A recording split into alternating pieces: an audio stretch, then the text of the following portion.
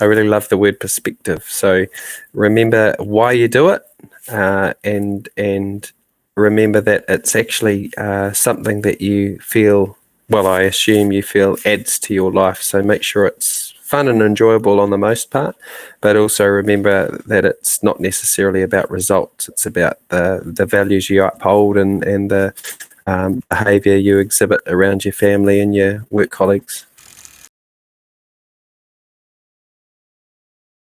The perfect multisport teammate is somebody who understands your strengths and weaknesses, and likewise is willing and happy to showcase their own strengths and weaknesses around you, and therefore able to support you and for you to be able to support them as you go through the inevitable ups and downs of racing.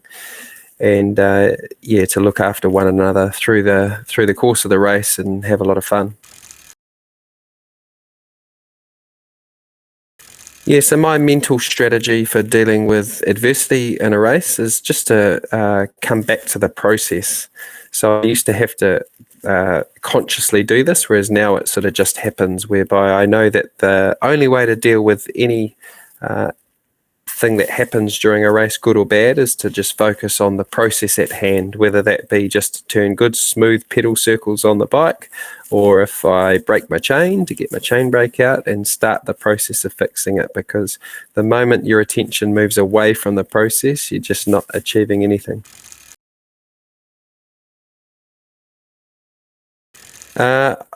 I like to train alone and with others, so I don't want people to think I'm some sort of a recluse, but if I had to choose, I certainly would spend realistically 95% of my training time by myself, and that's really because I love solitude, and I think it's a really healthy place for any human being to exist at some point during their day, is in their own company, lost in their own thoughts. And it's just a big appeal to me, I guess, about training in the first place, is just getting that solitude.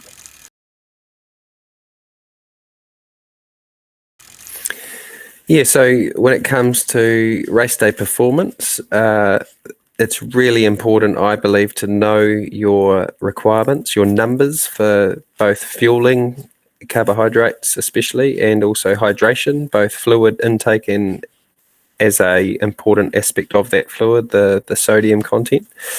And so you're going to have a pretty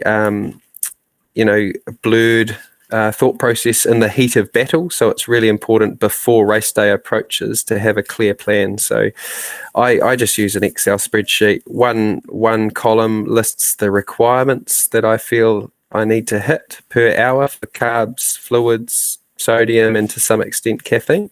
And then the other column next to that lists the products I'll use to meet those requirements.